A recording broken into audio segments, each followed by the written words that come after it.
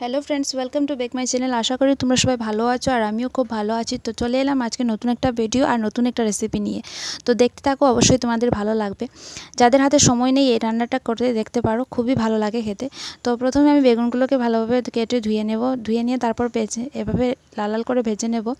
ও তোমরা তোমাদের পরিমাণ মতো বেগুন নিয়ে নিতে পারবে। আমি আমার পরিমাণ মতো বেগুন নিয়ে এভাবে ভেজে নিয়েছি। সবগুলো বেগুন একে একে আমি ভেজে নেব, আরও কিছু রয়েছে সেগুলো আমি ভেজে নেব। ভেজে নেওয়ার পর সবগুলো একটা বাটিতে তুলে নিয়ে সেম কড়াইতে তেল দিয়ে আমি পেঁয়াজ বাটা আর টমেটো কুচি একটু লবণ দিয়ে ভালোভাবে নাড়াচাড়া করে অন্যদিকে একটা বাটিতে হলুদ গুঁড়ো, লঙ্কা গুঁড়ো, জিরে গুঁড়ো একটু জল দিয়ে গুলিয়ে মশলার সাথে দিয়ে দেব। মশলার তেল ছেড়ে আসলে বেগুনগুলো দিয়ে ভালোভাবে নাড়াচাড়া করে পরিমাণ মতো জল দিয়ে ঝোল ফুটে উঠলে মাছগুলো দিয়ে ভালোভাবে নাড়াচাড়া করে কিছুক্ষণ অপেক্ষা করে 2-3টা কাঁচা লঙ্কা দিয়ে নামিয়ে নিলে রেডি আমাদের এই রেসিপি। আর যাদের হাতে সময় নেই এই রেসিপিটা অবশ্যই ট্রাই করে দেখো আর কমেন্টে জানিও রেসিপিটা কেমন হয়েছে। আর তোমরা প্লিজ সাবস্ক্রাইব করে দিও আর লাইক করে দিও, যারা নতুন তারা সাবস্ক্রাইব করিও।